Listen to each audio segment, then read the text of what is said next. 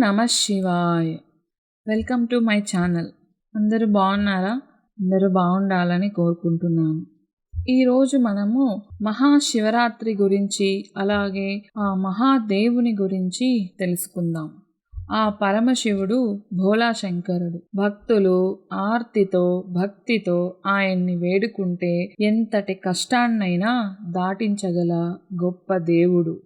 మరి ఈ మహాశివరాత్రి పర్వదినం గురించి ఇప్పుడు మనం కొన్ని విషయాలు తెలుసుకుందాం. మహాశివరాత్రి చాంద్రమాన నెల లెక్కింపు ప్రకారం మాఘమాసం కృష్ణపక్ష చతుర్దశి రోజున వస్తుంది. హిందువుల పండుగలలో మహాశివరాత్రి ప్రశస్తమైనది. అంతేకాక ప్రతి ఏటా మాఘ బహుళ చతుర్దశి నాడు చంద్రుడు శివుని నక్షత్రమైన ఆరుద్ర యుక్తుడైనప్పుడు వస్తుంది. ఈ పవిత్రమైన రోజున పరమశివుడు విశ్వానికి రక్షకుడుగా ఉంటానని వాగ్దానం చేశాడు. అందువల్ల ప్రతి ఒక్కరికి అన్ని చీకటి మరియు ఆద్య నుండి విముక్తిని అనుగ్రహిస్తూ ఉంటాడు.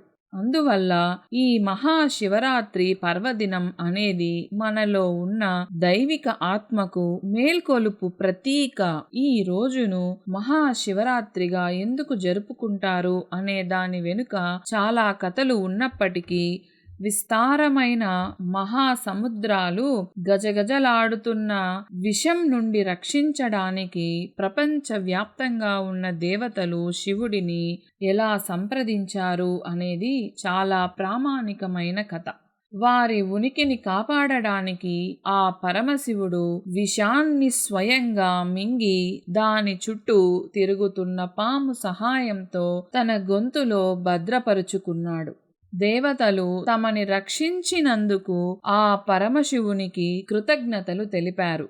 మరియు ఆ తరువాత ఎవరైతే ఈ రోజున ఉపవాసం ఉంటారో, మరి అంకిత భావంతో విశ్వాసంతో ఆ పరమశివుడిని స్మరిస్తారో, భగవంతుడు వారికి స్వయంగా ఆయురారోగ్యాలని ప్రసాదిస్తాడని నమ్ముతారు.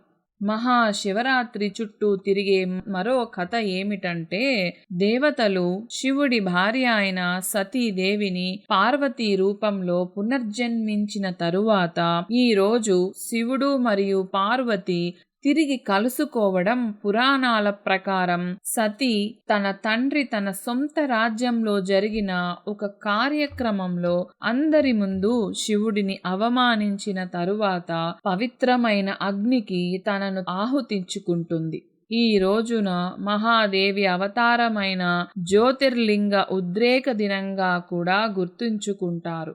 సాధారణంగా భక్తులు ఈ రోజులో తక్కువ పండ్లు మరియు పాలు మాత్రమే తీసుకుని రోజంతా ఉపవాసం ఉంటారు. రాత్రిపూట వివిధ శివాలయాల్లో పూజలు చేస్తారు మరియు రుద్రాభిషేకాలు, అనేక ప్రత్యేకమైనటువంటి ఆచారాలు కూడా నిర్వహిస్తారు.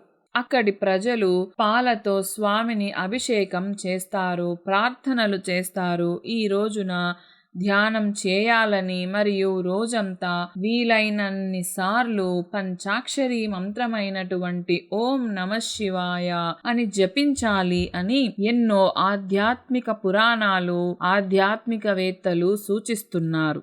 వివాహిత స్త్రీలు తమ భర్తల ఆరోగ్యం మరియు శ్రేయస్సు కోసం ఈ రోజున ఆ పరమశివుని అనుగ్రహం కోసం ప్రత్యేక పూజలు కూడా చేస్తుంటారు.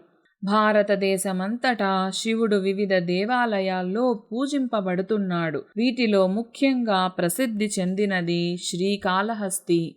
ఆంధ్రప్రదేశ్లోని కాళహస్తీశ్వర ఆలయం, అస్సాంలోని బ్రహ్మపుత్ర నదుల మధ్య నెమలి ద్వీపంలో ఉన్న ఉమానంద ఆలయం, హిమాచల్ ప్రదేశ్లోని భూత్నాథ్ ఆలయం, మధ్యప్రదేశ్లోని మాతంగేశ్వర ఆలయం మరియు పశ్చిమ బెంగాల్లోని తారకేశ్వర దేవాలయం, కర్ణాటకలో మహాశివరాత్రి సందర్భంగా ప్రసిద్ధి చెందిన సిద్ధలింగప్ప జాతర కూడా జరుగుతుంది.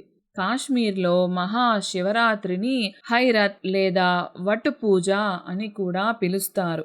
ఇలా వారి వారి సంప్రదాయాల ప్రకారం, వారి వారి స్థానాల ప్రకారం ఎంతో మంది భక్తులు హిందూ ధర్మాన్ని అనుసరించి ఈ మహాశివరాత్రి సందర్భంగా ఎన్నో రకాలుగా ఆ పరమశివుణ్ణి పూజించి మెప్పించి ఆయన కరుణా కటాక్షాలను పొందుతూ ఉంటారు. మరిన్ని మహాశివరాత్రి విశిష్టతల గురించి, ఆ రోజు మనం ఆచరించవలసిన నియమాలు, ఇంకా శివరాత్రికి సంబంధించిన వివిధ కథలు, జాగరణల గురించి ముందు వచ్చే ఎపిసోడ్స్లో తెలుసుకుందాం. అలాగే భారతదేశంలో ప్రసిద్ధి చెందిన శివాలయాల గురించి కూడా మనము ముందు ఎపిసోడ్స్లో తెలుసుకోబోతున్నాం. ఇలాంటి ఆధ్యాత్మిక విషయాల కోసం నా ఛానల్ని సబ్స్క్రైబ్ చేసుకోండి. Thanks for watching.